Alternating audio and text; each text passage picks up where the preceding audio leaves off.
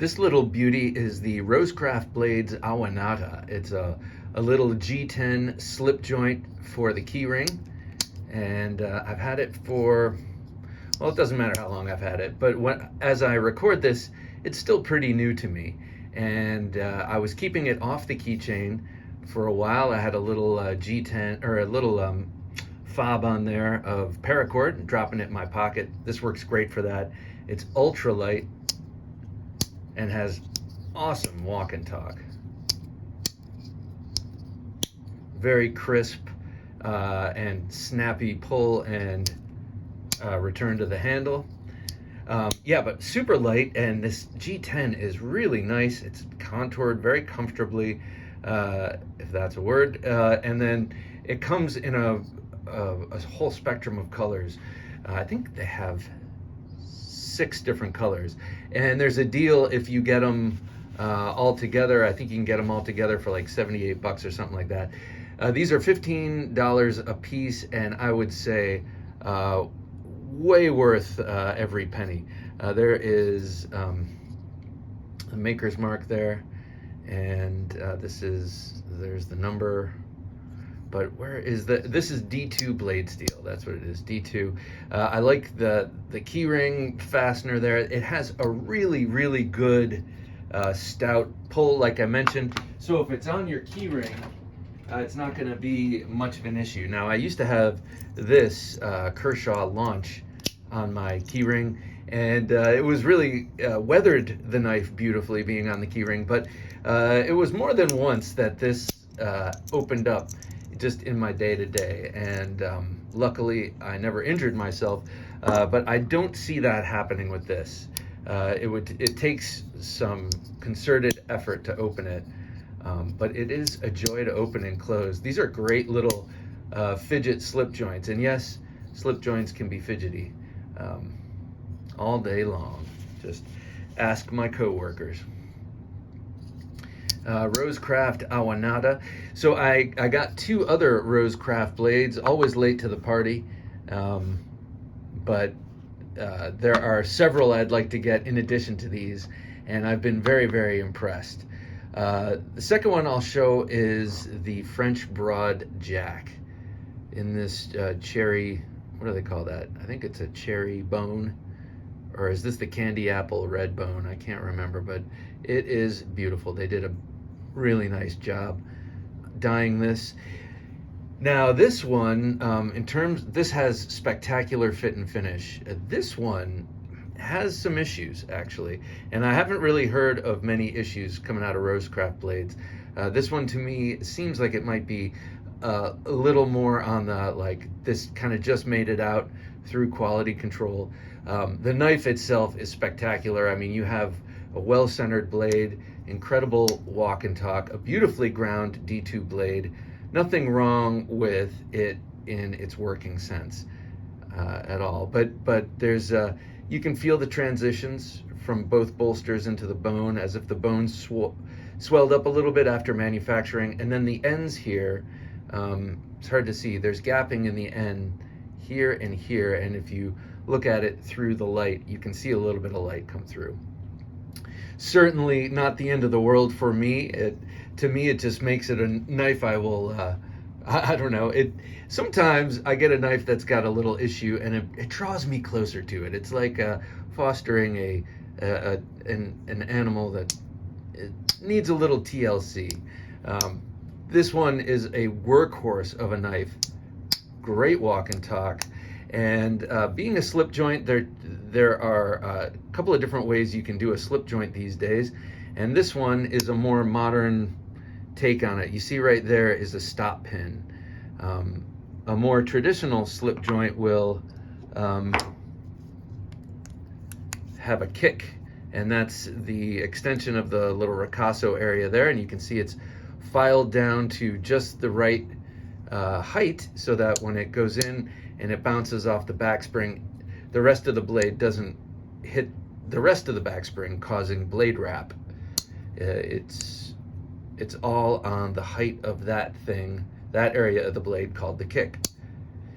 In more modern slip joints, or using this more modern construction, you have a stop pin there that nestles into the sharpening choil, which is also a great way of doing it. Ben Belkin and Jack Wolf Knives, they do it this more traditional way, and then there are a lot of companies doing it with the stop pin. I like both. You have a very nicely done shield here. I would say the shield and the pins are very flush, but somehow at the bolsters there's an issue. But that is just a fitment thing. Really a very, very, very nice. Look at that. That's perfectly centered. Really great walk and talk. Very beautiful too. Just a very nice style. Very useful Wharncliffe blade with a nice swedge on top. I really dig this knife, and the color is just intoxicating. Okay, last is my favorite of the bunch. This is the Ocoee Kayak, Ocoee River Kayak. I'm not sure how you pronounce Ocoee, Ocoee, maybe. But all of these are named after rivers. Well, at least I know this is, and there are several others. I put a little leather fob on there. I'm gonna make a sheath, a little slip for this one. This one is unusual, and at first I didn't like it because I thought it was just weird looking, but I wanted to get a few RoseCraft blades, and these were readily available, so I got it, and man, I have fallen in love with this knife. This is an incredibly useful knife. First of all, it's got a very stout pull, so you don't have to worry about this, coming closed on you in normal use. Yeah, you can do it. You can close it one-handed with that half stop, but it's got a very nice stout action. And then, of course, you see it's got that downward dipping blade that really presents the edge at a almost like presents the edge to whatever you're cutting as if it were a recurve or a kukri or something like that. Just that downward angle really makes the cutting very efficient. First of all, if you're cutting long, say lengths of cardboard, that cardboard it's gonna stay in that triangular area there. It's gonna stay and it's gonna continue to cut.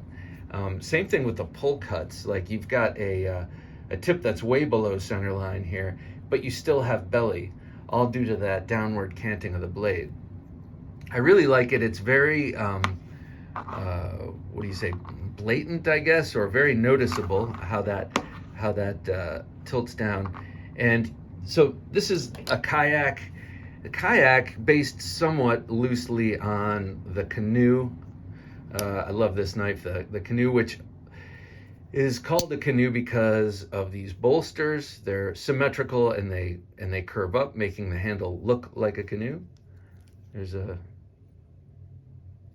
Indian of some sort, or Native American of some sort. I'm sorry, I don't mean to be flip. I really like that etching, and I think it looks pretty cool. But it has that downward angled blade there. Same kind of effect. And also,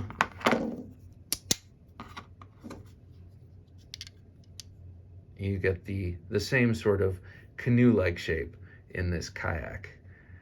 Man, I love this knife. This is a really cool knife. This is a case canoe in CV steel, so one day these will patina up nicely. I'm in no rush. You see blade rub there.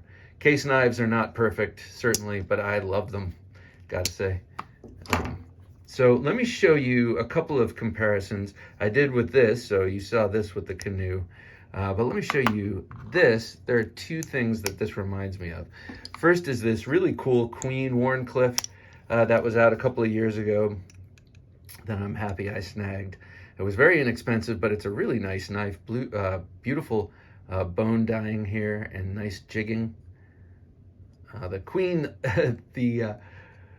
the shield was crooked and it always bummed me out, and then it fell out and I was like, this is my opportunity to get it in straight, and I still couldn't get it in straight. So I guess it's not supposed to, but very similar style handle, and then that Warncliffe.